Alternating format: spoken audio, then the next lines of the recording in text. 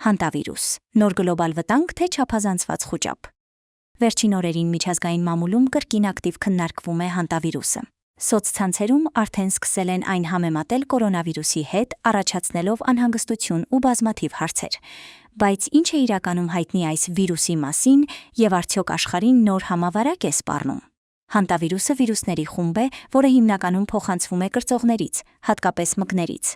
Մարդը կարող է վարակվել, եթե շնչի վարակված փոշի, շփվի մկների արտաթորանքի, թքի կամ մեզի հետ։ Հատկապես վտանգավոր են փակ երկար ժամանակ չօդափոխված տարածքները, պահեստներ, գյուղատնտեսական շինություններ կամ լքված տներ։